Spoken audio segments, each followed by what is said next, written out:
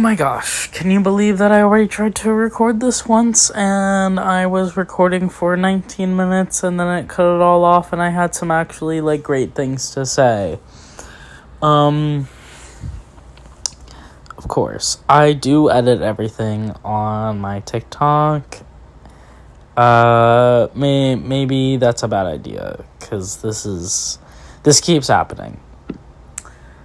Anyways, hi guys, welcome back to my YouTube channel. This is a makeup video.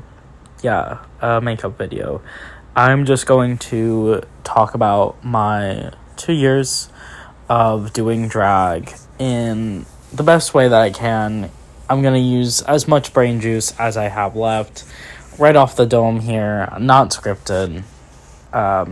Maybe I should have made a script at this point, considering that I don't have as many wisdom words that I had when I originally tried to voice this over, but hey, let's just go for it. Okay. So, I've been doing drag for 2 years now, and there's a lot that I've learned during that time. Let's speed through it a little bit, because I sped up this video because originally it was very long.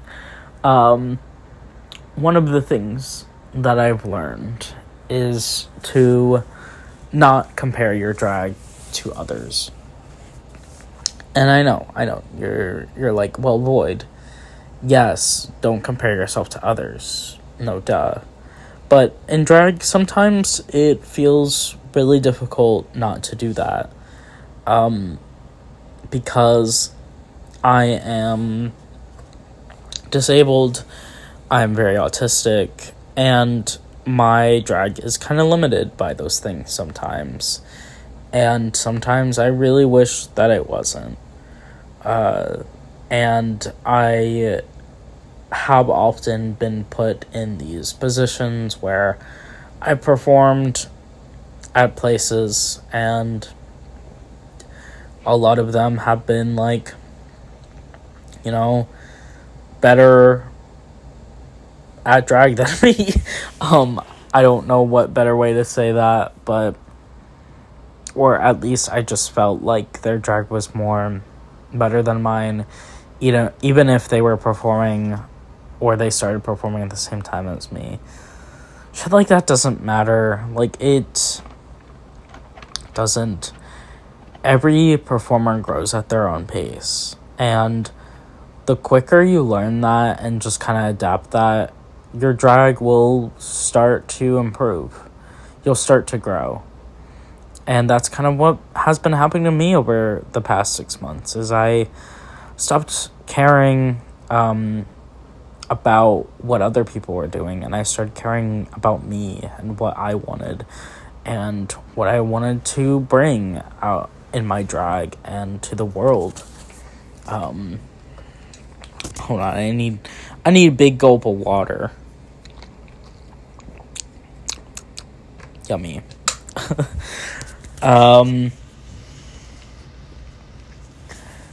Another thing that I have learned is that you can just kind of create things.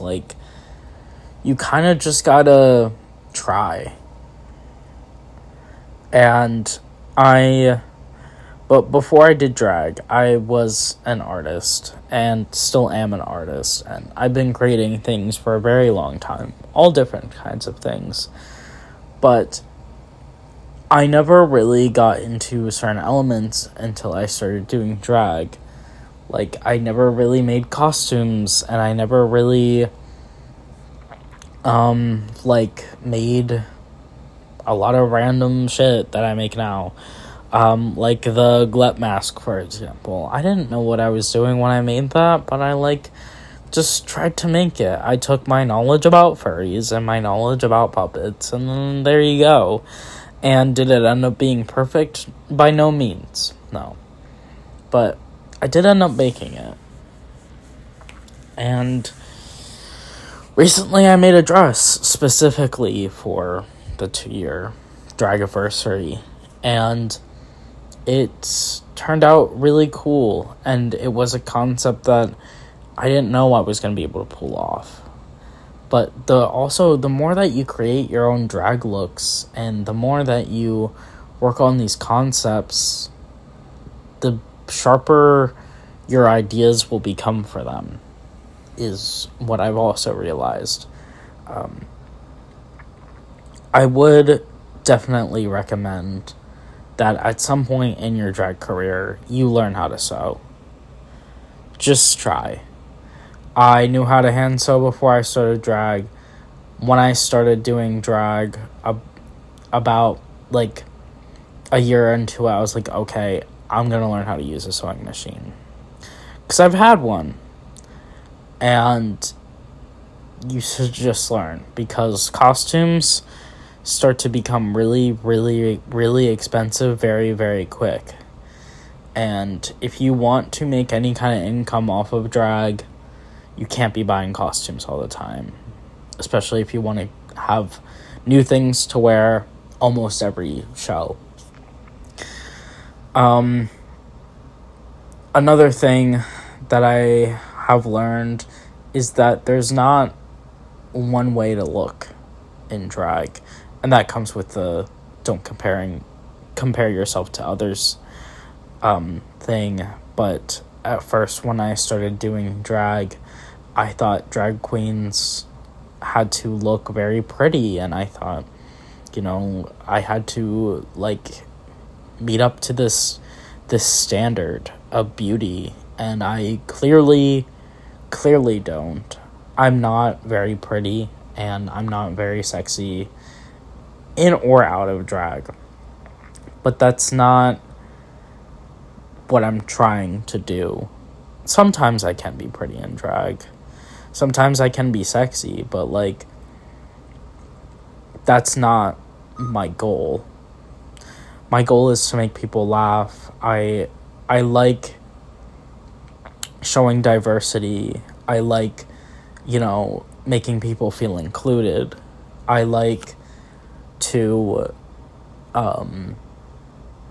give representation. I know that, recently I posted about being a DID system and about, being very autistic, very disabled. And I think people need to see that. And I think people need to see a drag performer who is that. And, just making an effort to try and create a platform for themselves. Because I've been working really, really hard this year, especially, to just create this thing. This thing that I'm doing. Posting a lot more and making more events and, learning how to edit, and even though it's on TikTok, I'll learn how to edit on something else at some point. Give me a minute. But yeah.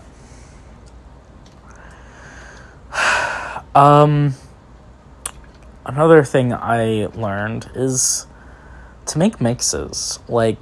I make my own song mixes now, and I don't use AI to do it. Please quit doing that. Boo AI, boo. But I make mixes, and it's a very, I think, good thing to learn if you want to kind of step up some of your numbers and just try something out. It's very fun, actually. I quite enjoy making them. I just downloaded SoundLab, and it's only $20 a year, which I don't really mind too much.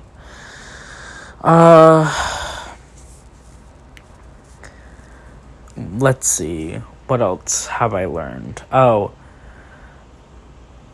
when you go out in the sun, make sure to really, really, really set. your face. Set your base down as good as you possibly can get it. And when you think it's enough, add more. Because there's been multiple times this year where it's been very, very hot and humid, and I've been in full drag, and I thought my makeup was gonna come off, and luckily it didn't, but it could. I basically like to, make my face look baked, like, a whole other layer on top of it, right? And I think it looks good.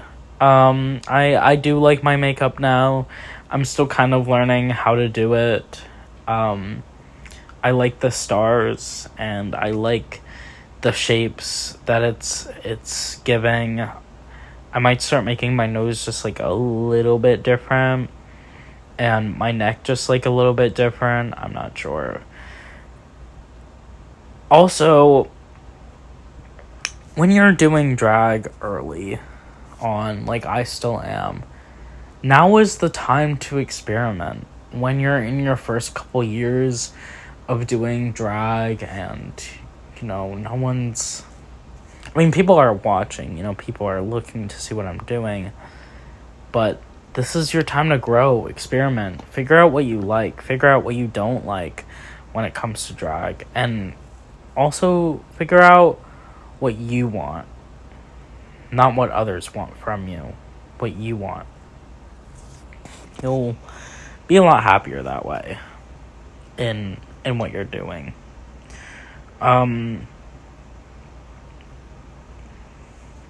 Another thing, and this isn't more of a thing that I've learned, but more of just like a thing that I think should be said. Anyone can do drag. Anyone. I think it's worthy just to try, and sometimes people are going to try and hold you back, and they're gonna say some mean things, but you just gotta keep going. Because there were a lot of times where I didn't think that I could do this, and events came around, and I was hesitant to run them because I was like, I don't know if I could do this.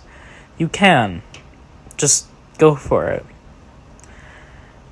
And another thing is that a good part of me getting here is just kind of being really ambitious. Like, before I started performing, I kind of just went to a bar in drag, but I already booked my first performance there.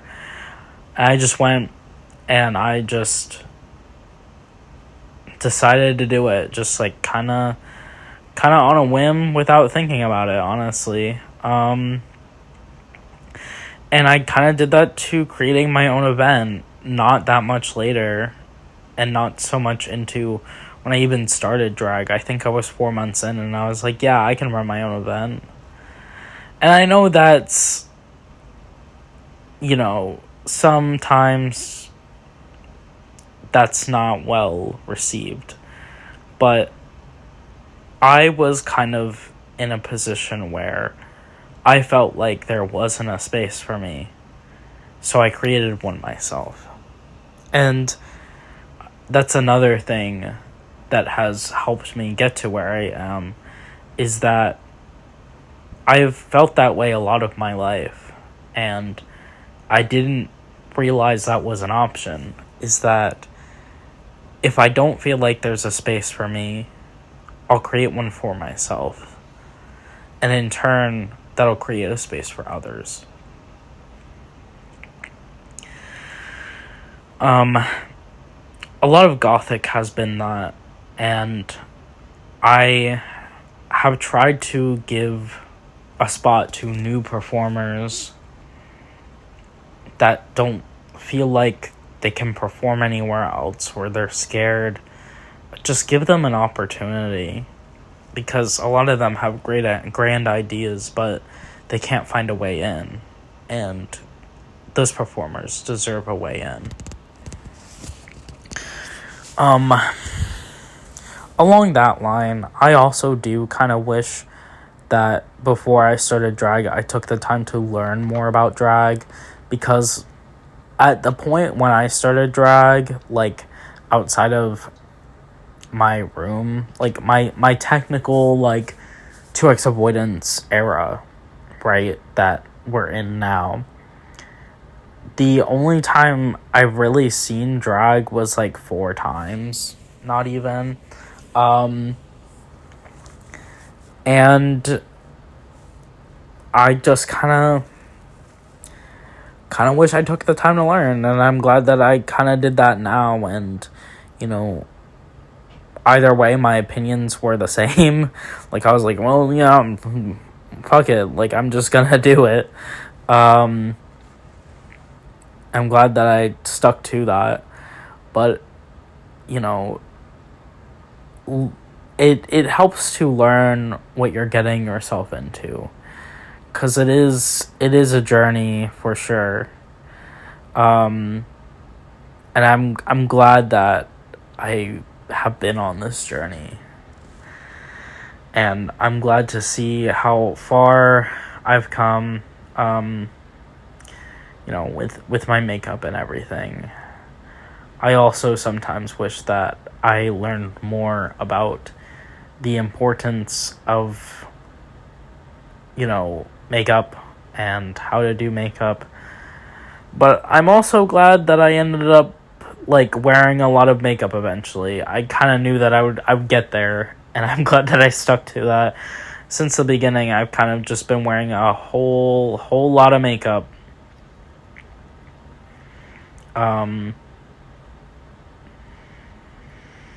Also, I think I've been doing the whole, like, I want to look a little bit like a crow thing since the beginning. I elongate my nose a little bit, and that's okay. That's cool. I like that. What's another thing? If you are a producer of a show, you're going to spend so much time working for free. A lot of times now, I spend hours and hours and hours just making flyers, building a cast, making set lists, making mixes, doing all that. And I love it. This isn't me complaining.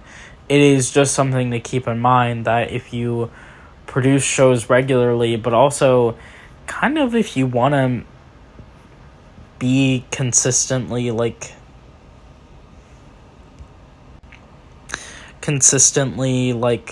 doing drag, you do have to make shows.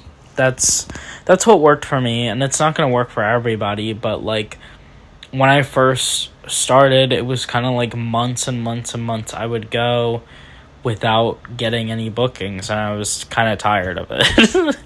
Like I said, the ambition thing where I was like, I'm tired of this, can't find a way in, I'm gonna make my own way in.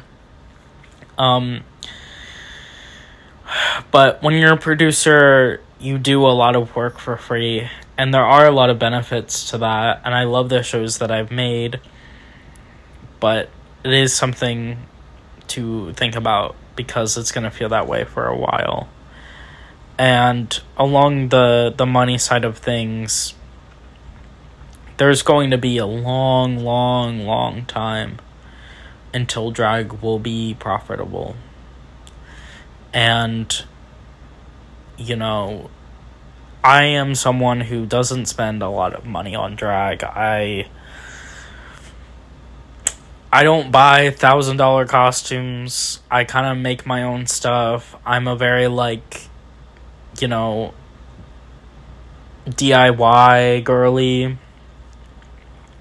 But I still don't really make money off of this, but it is my grand passion, and it is something that I do full time.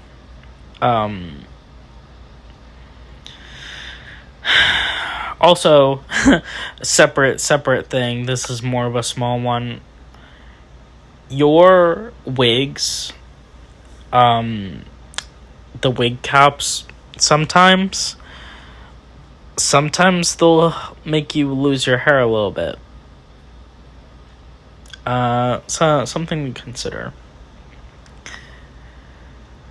Something to think about. Also, I used to be so upset at myself for, like, having to perform in glasses, but I do kind of like them now. And I'm glad that I made glasses, like, a kind of a part of my brand and who I am and what I do.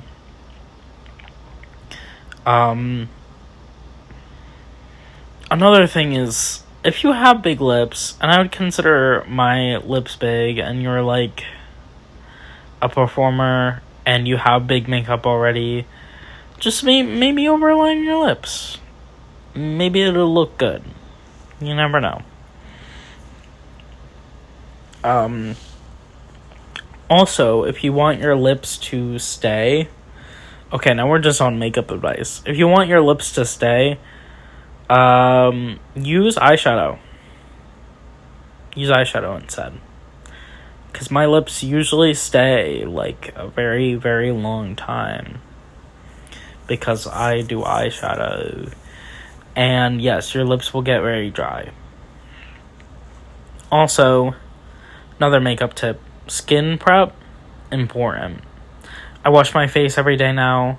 And I feel like my skin looks a lot smoother than it used to. Especially here, I feel like it looks smoother. Not that much smoother, don't look too close, but it is better than it was. Like, a lot better than it was. Also, another little thing. If you get a neck tattoo, and you wear black foundation and, like, maybe a chest plate, your neck tattoo will not, like, stay. And I'm fine with that now. I know that, but I also tattooed it myself. It is something to consider if you are a performer who, like, is about to get a tattoo and you wear a chest plate and makeup on your chest or neck often, and you're about to spend a lot of money on a tattoo, that it will wear down and fade a lot faster than it would normally. Let's see. Let's check in on the Void makeup here. How you doing, buddy? Reaching for something? Okay, it looks like I'm almost done here. Thank y'all for watching this far, and I really appreciate all of you for tuning in and even just, like, looking at my YouTube channel. I want to keep making content every week. I'm gonna do my best, and yeah, thanks so much. I'm gonna speed up the rest of this, and I will see y'all next week.